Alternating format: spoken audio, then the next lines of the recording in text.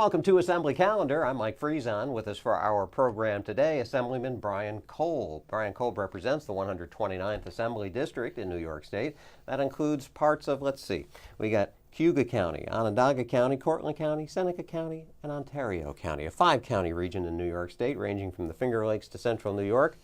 And of course, as most of you folks know, Brian Kolb also serves this New York State Legislature as the minority leader in the New York State Assembly, representing the entire Republican Conference in the State Assembly.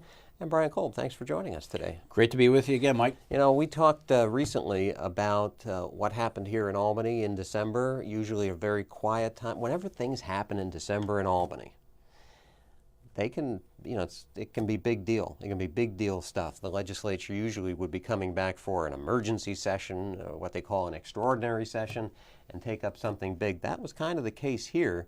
The legislature was called back to Albany by the governor and took up legislation that changed everyone's tax brackets. That affects me. It affects all you folks watching out there, pretty much everybody in the state of New York, right?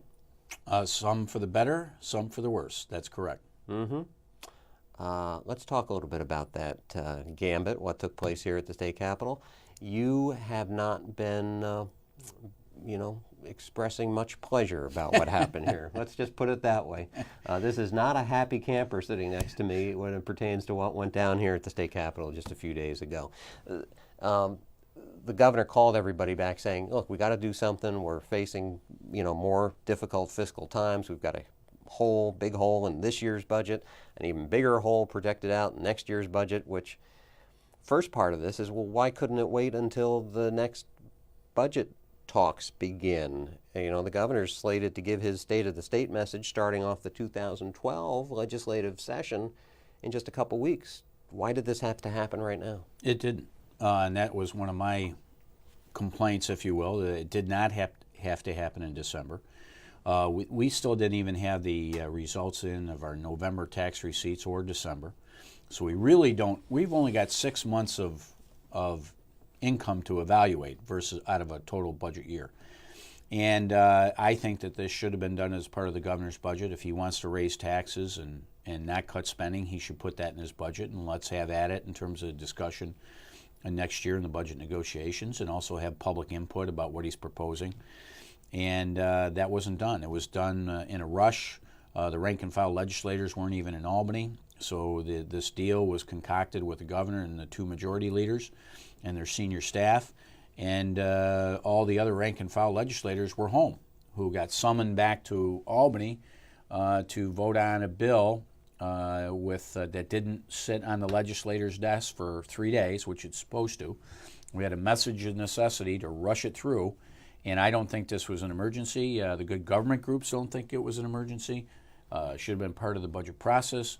And in the end, we got a bill that raised taxes by $2.7 billion, and they gave some of that tax revenue back to the lower tax brackets and said, look what we did. We did a middle-class tax cut that for our viewers out there, if you make $50,000, $60,000, $70,000 a year or your household, that's going to mean a whopping $3 a week in your pocket. Won't even cover a gallon of gasoline for your car. And all of that with no spending reductions, no unfunded mandate relief, no Medicaid reform. It's a tax bill, it's a tax increase bill, and they did it to spin it so they didn't have to deal with it in 2012, which, by the way, in case nobody noticed, is an election year. Wow. I told you he wasn't very happy with what happened. Let's stay with the process just a little bit, then we'll come back to the impact of the legislation on New Yorkers. Wasn't this a governor who, when he ran for that office a year or so ago, said he was going to make things more transparent in Albany, everything was going to get opened up? You've got to be more than just a little bit frustrated that you were kind of frozen out then if it was just the governor and the majority leaders in both houses crafting this legislation.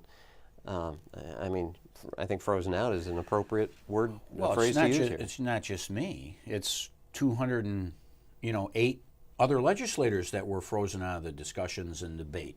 And whether or not the outcome is still the same next year, we should have been part of the discussion and the debate. And we are still pushing for Medicaid relief and unfunded mandate relief and spending restraint.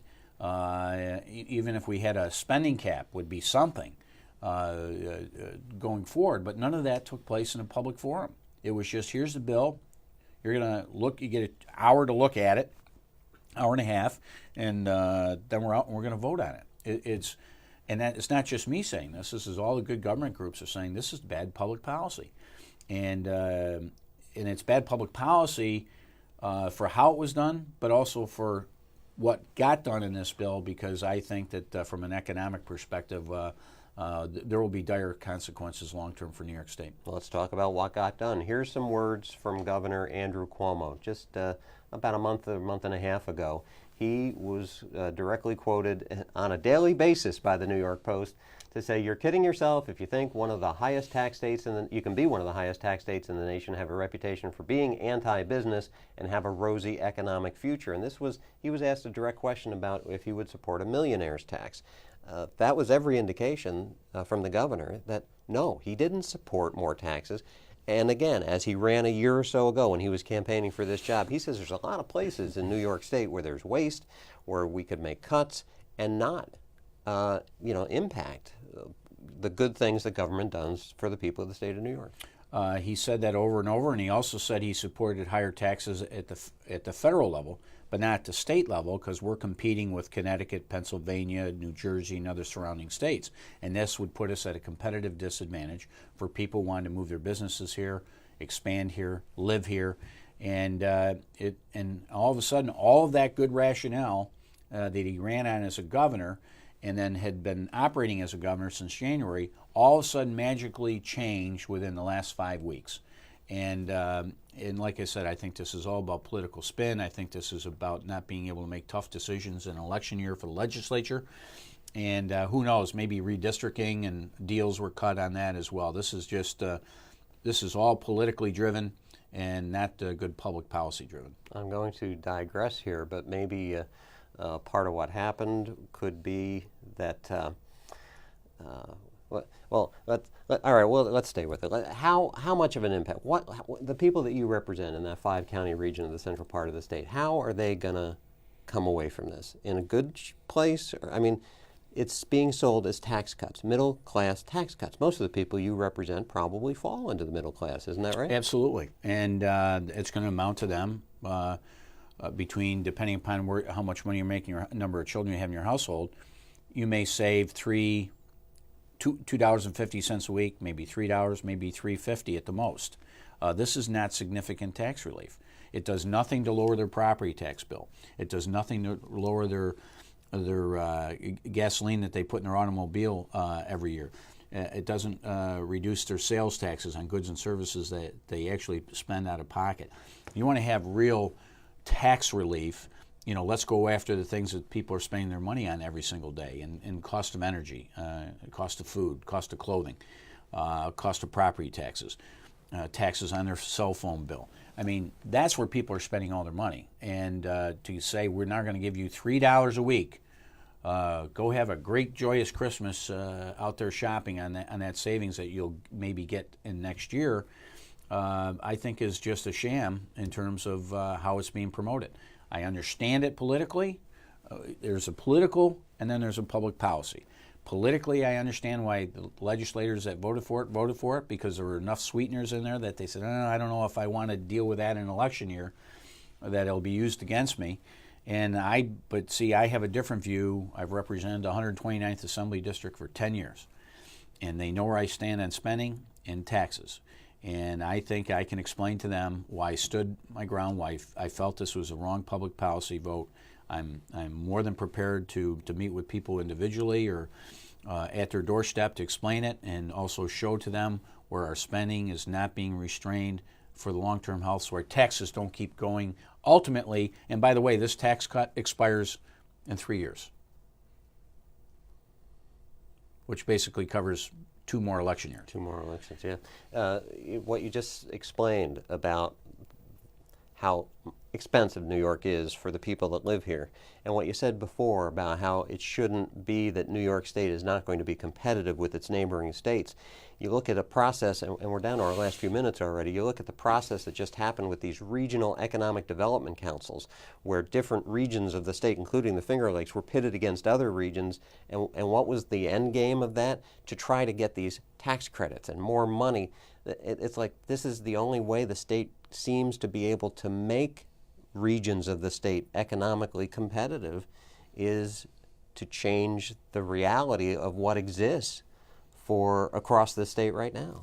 Well, and these announcements that were made across the state last Thursday basically took close to $800 million of our taxpayer dollars.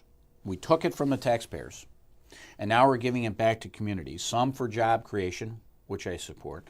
But quite frankly, when we start going through the list, which we're going through right now, this looks like a giant member item giveaway by the governor under his direction with the economic development councils. And even though there's councils approving this for their areas, they still get to choose a redistribution of $800 million of taxpayer dollars for projects. And some of it are legitimate job creating initiatives, which is what the intent was to be. But this was not intended to be a large member item program where you just take the taxpayer dollars, give it back to communities and say, look what we've done for you, aren't you happy now? Instead of taking even $100 million of that money and putting it to education, to school districts that are shutting down math and science classes or laying off teachers. I think it's irresponsible. It's another political shell game with the taxpayers' money, and again, there were good projects that were funded, but there were many that was just another opportunity to take money from the taxpayer, give it back in a grant, and say, look what great things we've just done for you by the state government. Redistribution, I think, is a great word here, because that was kind of my point. It's like it's just too bad you even have to do it. If you had good policy in place where there weren't such high taxes and it wasn't so difficult for the business community to get things done, well, then you wouldn't have to do that redistribution, that whole idea of it. Let's show some more words from the governor here. These are words that came from him after the fact, after this legislation was enacted. While I am against higher taxes, if I were to close the entire gap by budget cuts, it would decimate essential services, doing real harm to the state's economy. And the New York Post, again here, pitting his words against yours in the aftermath, that we're still not dealing with the state's serious spending problem. Tax hikes have never been the answer for creating private sector jobs, the words that you just said here on this program.